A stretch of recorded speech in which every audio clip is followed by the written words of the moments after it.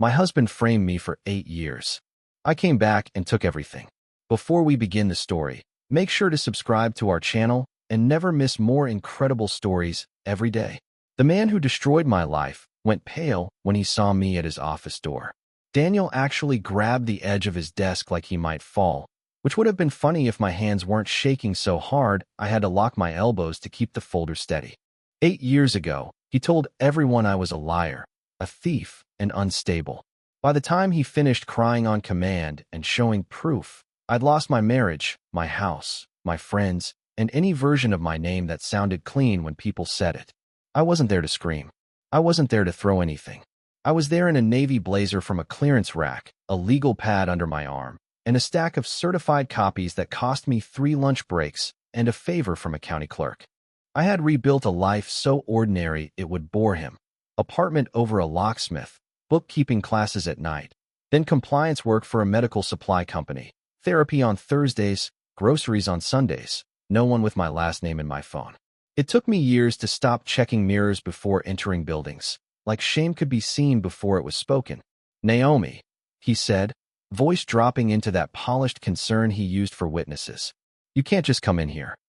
"I had an appointment," I said. Julian made sure of it. He glanced toward the conference room window, and that was the first crack. Daniel never glanced. Daniel made other people look where he wanted. Today he looked scared. If I did this, truly did it, I wouldn't just expose an old lie. I would trigger a fraud complaint, reopen property filings, and drag his perfect reputation through the same public mud where he left me. Elise might hate me all over again. The board he courted for years might implode under subpoenas. I could lose my job if my name hit local news, even as the victim. Through the glass, I saw Julian Price setting up a projector in the conference room, and Rosa Martinez sitting straight-backed with both hands around a paper cup, the woman Daniel fired the same month he buried me. Daniel followed my eyes, and his jaw twitched. He swallowed and lowered his voice. "Please don't do this here." That was when I knew the truth would cost him more than money. Before Daniel became the man begging me in whispers, he was the man everyone thanked for remembering their names. He sent flowers to nurses after surgeries, donated to school auctions, and somehow always knew when to tilt his head and look wounded so people would defend him before he asked. When we met, I thought that was kindness. I was 34, working operations for a regional nonprofit, and still dumb enough to think confidence meant safety. Daniel made dinner reservations 2 weeks ahead. He listened without interrupting. He said things like, "I love how practical you are, and you see details other people miss." I didn't know then that he was studying me. The control was subtle at first. He never said, "Don't wear that." He said, "They can be snobs at these events, and I want them to see how incredible you are." He never said, "Stop seeing your friends." He said, "I hate how drained you look after Tara calls. She uses you." When I hesitated, he'd smile and kiss my forehead like he was protecting me from my own bad instincts. I called it support. My therapist later called it narrative management. Elise adored him back then. "Danny just knows how to handle people," she told me while we set a holiday table at his place. "He's always cleaning up messes."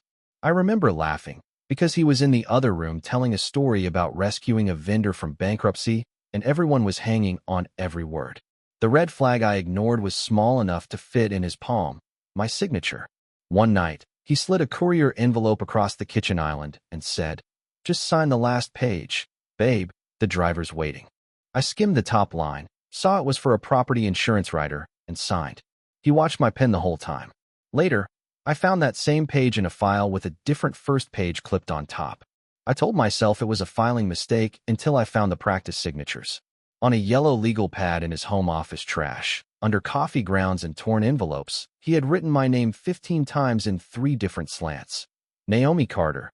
N. Carter. Naomi L. Carter.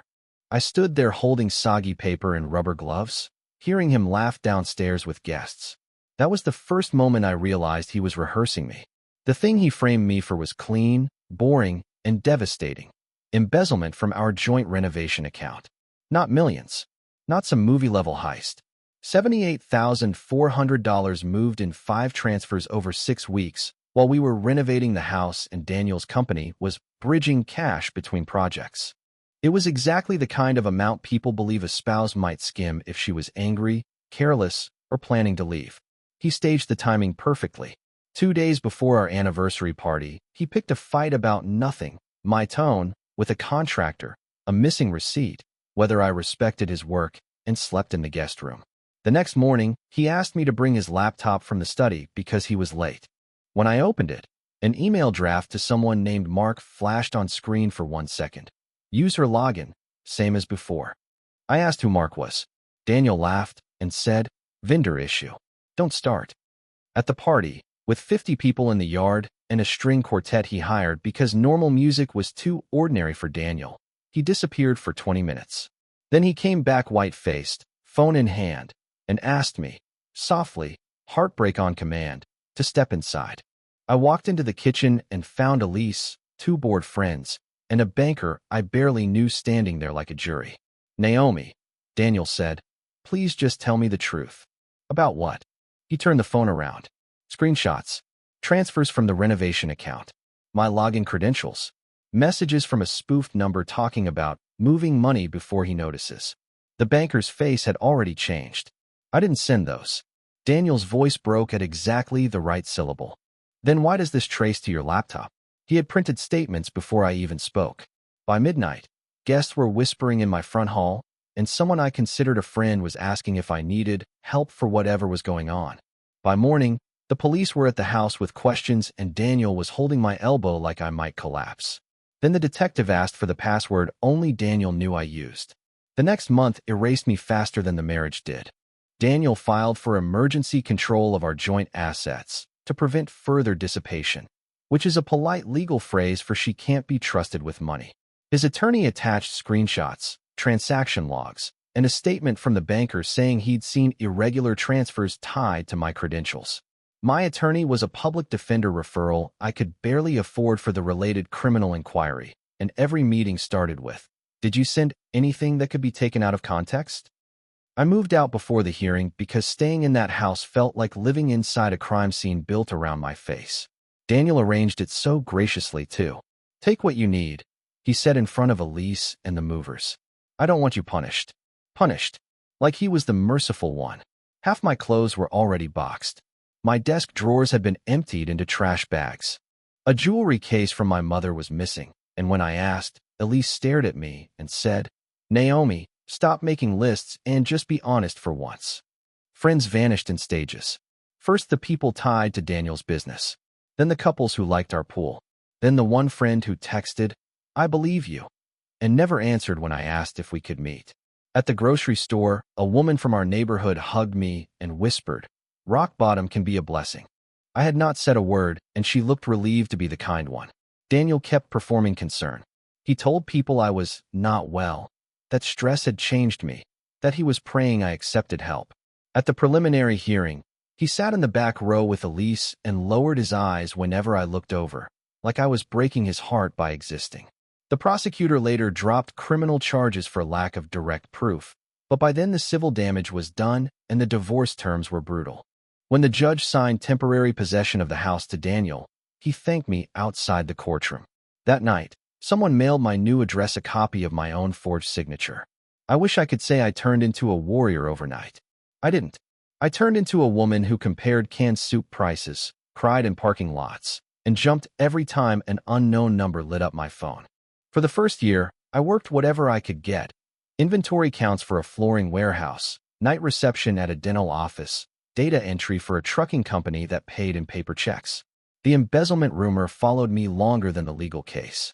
In a city this size, people don't need facts when they hear a last name attached to a rumor. Therapy started because I had a panic attack in a courthouse bathroom over a stapler sound. The therapist, Dr. Kim, taught me to say one sentence without apologizing first, then two, then to stop narrating Daniel's point of view before my own. I still failed at that for a long time. I'd say, "He probably thought," and she'd hold up a hand. "We're not billing him for this hour, Naomi." I rented a tiny apartment above a locksmith and learned the rhythm of ordinary safety. Bolts clicking downstairs at 9, the owner's radio at 6, my kettle at 6:30. I took bookkeeping classes because numbers, unlike people, don't cry on cue.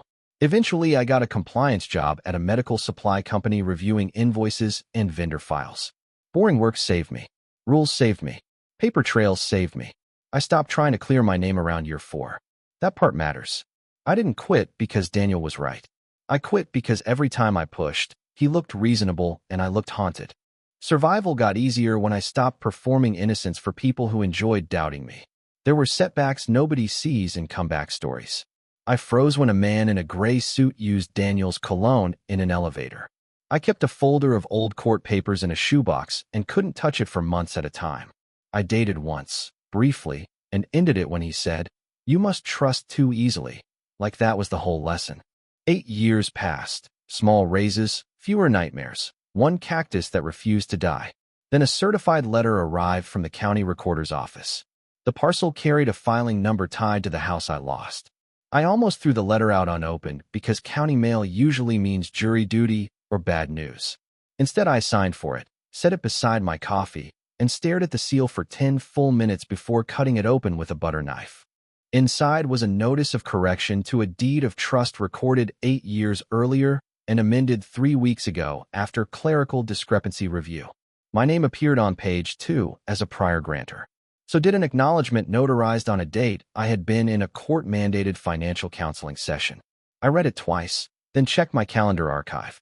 The date on the notary block, June 14, 2018, was the day I spent 6 hours in mandatory financial counseling for the divorce order, 40 miles away, with sign-in sheets and security cameras. I remember because I cried in the car afterward and ate stale crackers for dinner. According to this corrected filing, I had signed a release that gave Daniel's company sole leverage over a line of credit secured against the house equity. I called the recorder's office and got transferred 3 times before a woman named Sandra said, "Ma'am, the correction was submitted by counsel for Carter Development.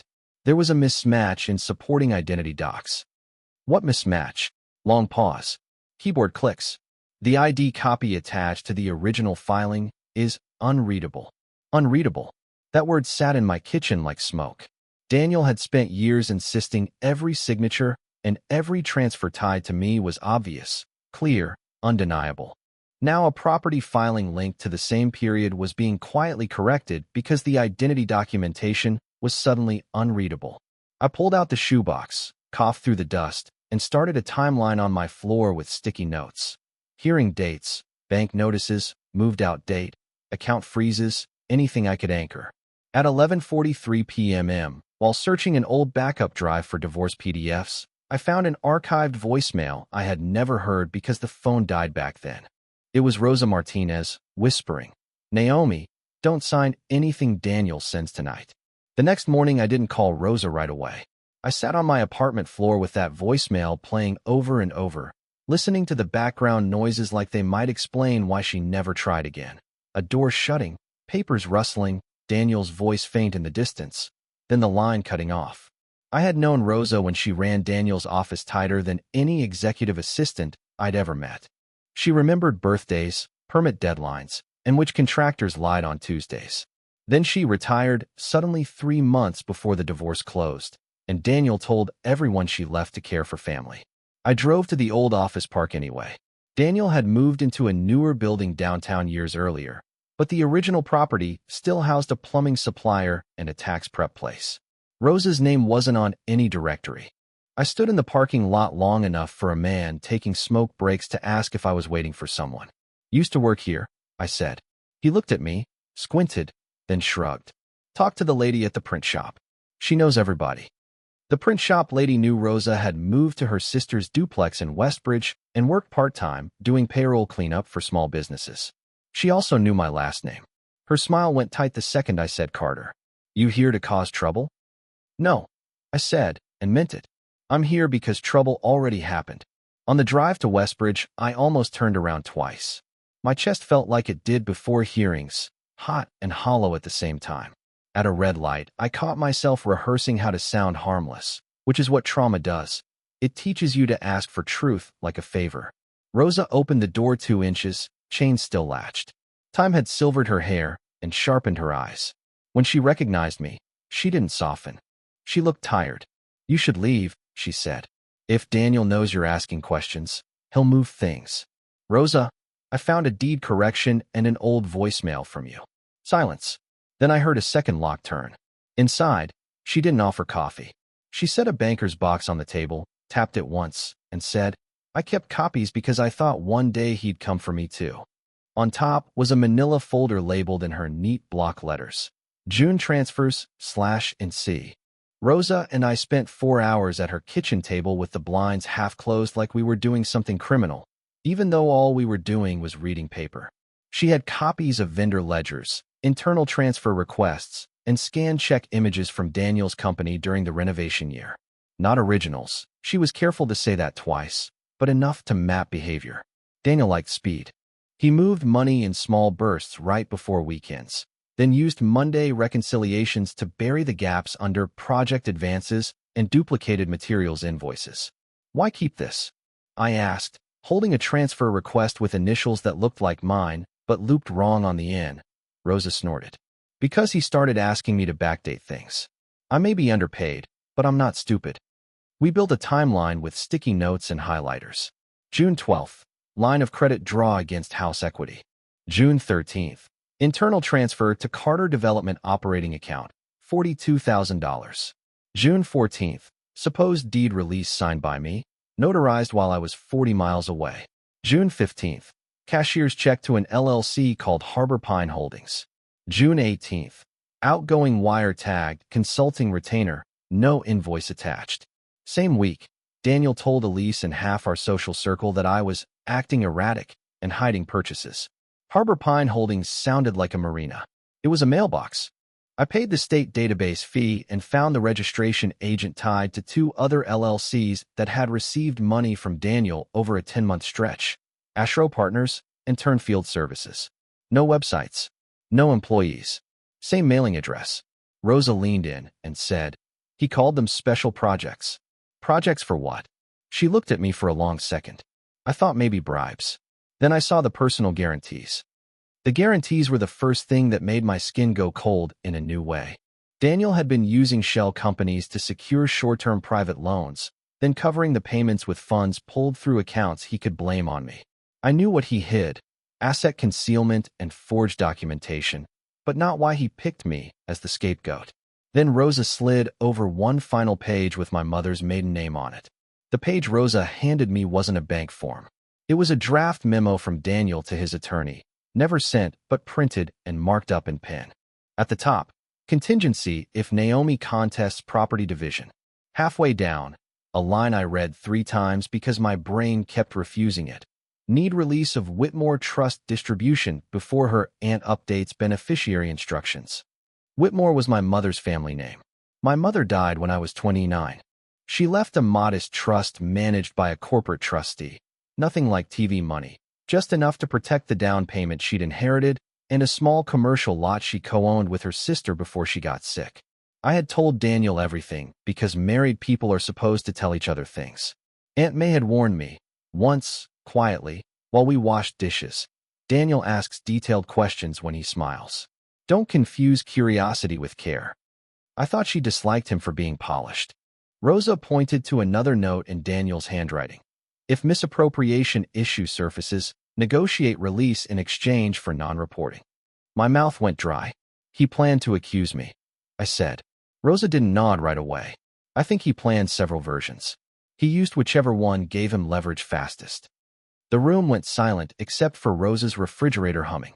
It wasn't just that Daniel framed me to cover the shell companies. He used the accusation to force a divorce settlement that pushed me off the house before the trust distribution was finalized, then positioned himself to borrow against equity and intercept proceeds tied to the commercial lot sale. Aunt May had signed paperwork later under pressure because Daniel told her I was legally barred from participating. The betrayal changed shape in that moment. For years I thought he wanted me gone. Simpler than that. He wanted access. My humiliation wasn't a side effect. It was the tool. I called Aunt May from Rosa's kitchen, and she answered on the first ring. "Know me?" she said, using my childhood name. "Why is Daniel asking if you've contacted me?" I ended the call and realized he was watching Aunt May too. I met Aunt May in the back booth of a diner off Route 9 because she said Daniel sometimes sat in his car outside her condo just to check on me, which told me everything about how the last 8 years had gone for her too. She looked older than the woman who used to sneak me pie crust scraps. but her voice was steady when she slid a folder across the table. "I kept copies after I realized he rushed me," she said. "I should have called you. I believed some of it, and I hate that." Inside were closing documents for the sale of the commercial lot, a settlement statement, and 2 cashier's check stubs. One check, $96,000, went to an account listed as custodial reserve for legal exposure related to my alleged misconduct. The other was payable to Carter Development for temporary reimbursement. Temporary, of course, means forever when Daniel writes it. I finally had enough to hurt him. Forged signatures, shell LLCs, diverted proceeds, and evidence he used the smear against me to coerce financial control. But enough to hurt is not the same as enough to win. Rosa's copies were powerful but challengeable. Aunt May's documents linked motive, but not every transfer. If I accused Daniel too early, he'd destroy records, charm witnesses, and call me obsessive. If I waited, he could move assets again. That night I sat in my apartment with all 3 folders spread around my laptop and made 2 columns, confront/file. Under confront, closure, answers, maybe Elise. Under file, records, preservation, judge. I stared at the page until the words blurred, because part of me still wanted one clean confession to erase 8 years of rot. Julian Price came recommended by my boss's sister, and his first sentence to me in his office was, "I believe you is not a legal strategy, but it matters that I do." I nearly cried. He reviewed the folders, made a list of subpoenable records, and said we should proceed quietly. Then Daniel called from a number I hadn't seen in 8 years. I let it ring twice before answering.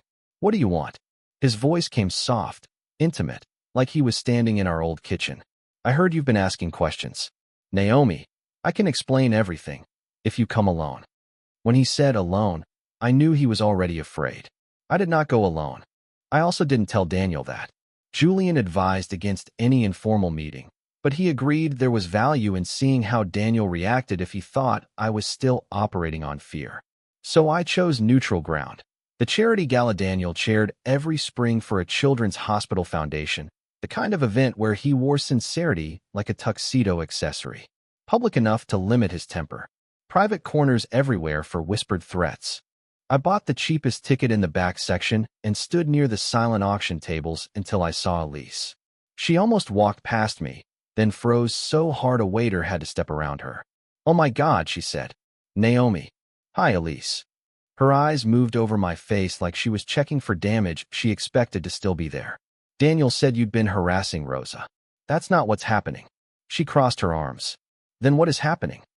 Before I could answer, Daniel appeared at her shoulder, smile already in place for whoever was watching. Up close, I saw the strain under his makeup and the way his gaze flicked toward the exits. "Naomi," he said warmly. "What a surprise. Elise, can you give us a minute?"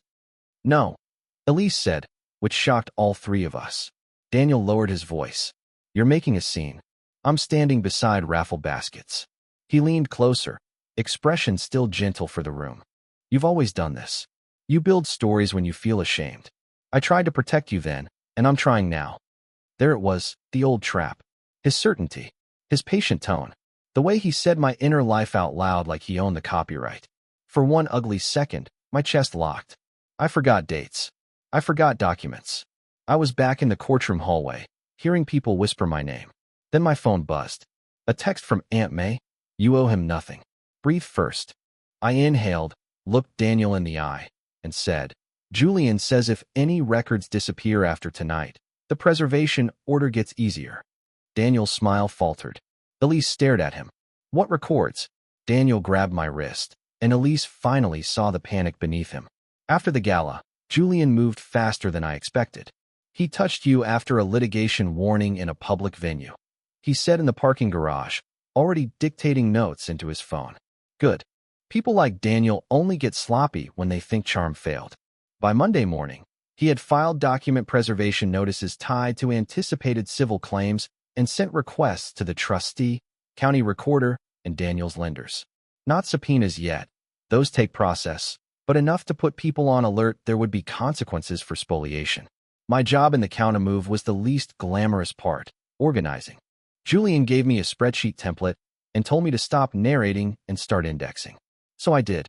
Every item got a source, date, and one-line relevance note.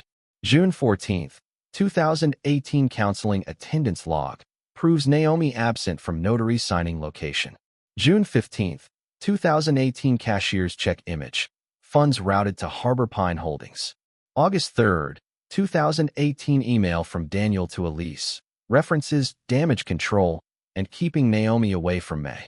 I color-coded by evidentiary strength like my sanity depended on cells turning green.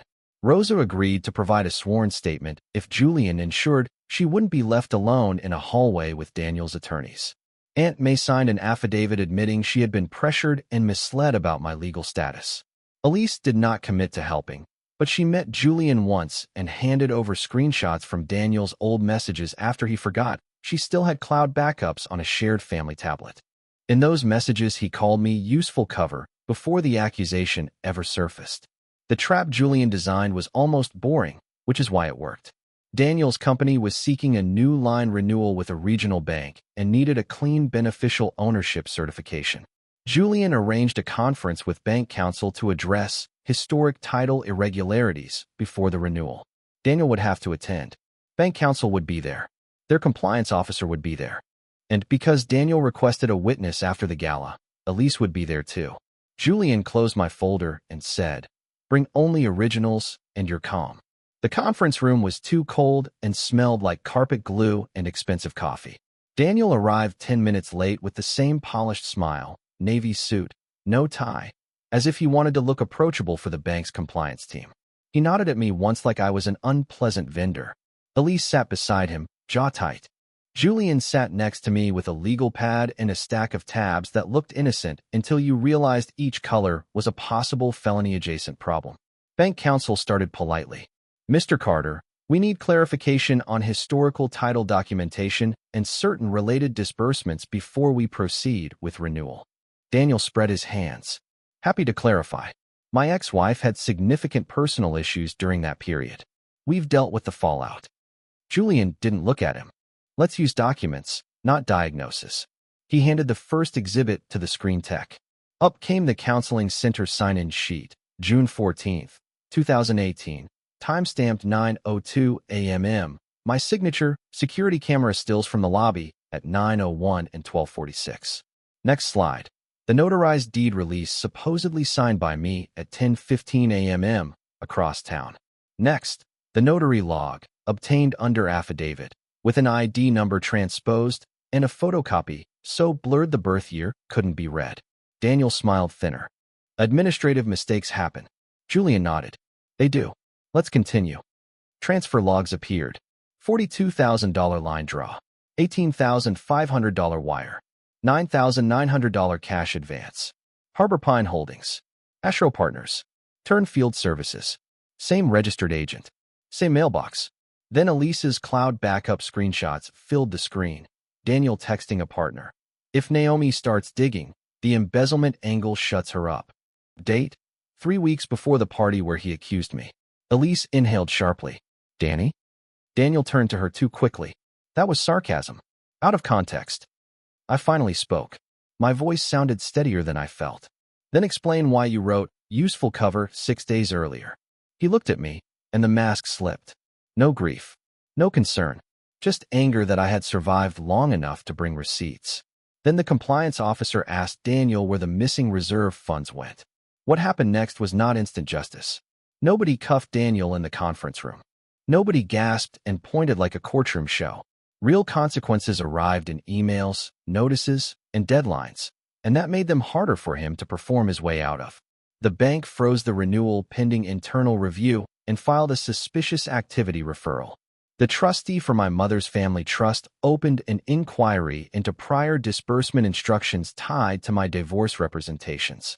Julian filed a civil action for fraud, conversion, and intentional infliction of emotional distress, then moved to reopen elements of the settlement based on newly discovered evidence and forged documentation. Aunt May's affidavit and Rose's statement survived the first round of attacks. Elise, to my surprise, signed her own declaration after reviewing more messages from Daniel's cloud backup. Daniel tried every version of the old script. He offered a private settlement for everyone's peace. He sent a letter calling me vindictive and mentally unwell. He hinted he'd go public with embarrassing stories that turned out to be the same lies with better stationery. Julian's response was always the same. Produce records, submit to forensic accounting, stop contacting my client directly. The phrase, "I took everything," sounds dramatic, but what I actually took back came line by line. The court granted a preservation order, then sanctions when Daniel's team failed to produce complete ledgers. A forensic accountant traced diverted funds through the shell LLCs. The judge vacated key portions of the property settlement. My share of house equity was recalculated with interest. The trust reserve he parked under legal exposure was returned. Daniel had to sign a public retraction as part of a negotiated resolution to avoid broader fraud litigation from his lenders. At the final settlement conference, he stared at the table and said, "You wanted to ruin me." I signed the last page and looked at him once. I wanted my life back. Julian slid me the house transfer addendum, and my hands trembled anyway. I didn't move back into the old house. That surprises people when they hear the story. Yes, I legally regained my equity and ownership leverage long enough to force the sale on fair terms. Yes, part of Daniel's public image collapse came from the fact that the renovated house he showcased in magazines had to be listed after the settlement. But I didn't want those walls. Winning doesn't always mean returning. Sometimes it means choosing what no longer gets access to you. I used part of the recovered money to clear debt, help Aunt May fix her condo roof, and prepay a year of therapy without feeling guilty about the invoice. I kept my job, barely. HR called me in when local business blogs started sniffing around Daniel's lawsuit, and for an hour I sat there expecting the old script again. Instead, my manager said, "We care whether you told the truth here. Your documentation is excellent." I laughed so hard I cried. Elise and I are not close, but we speak. A month after the settlement, she mailed me a note with no return address and one sentence. I didn't know how much he needed me to believe him. That line stayed with me because it explained more than any apology speech could. Men like Daniel don't just lie. They recruit. Most mornings now, I make coffee in a small kitchen with cheap sunlight and a window herb box I keep forgetting to water. My name is back on my accounts. My mailbox doesn't scare me. When unknown numbers call, I let them ring if I feel like it. Peace, I learned, is not dramatic. It's repetitive. For a long time, I thought being believed would heal me. It helped, but the deeper healing came from believing my own memory again. I stopped cross-examining myself before I spoke. I stopped translating my pain into language that made other people comfortable. That may be the biggest thing I took back.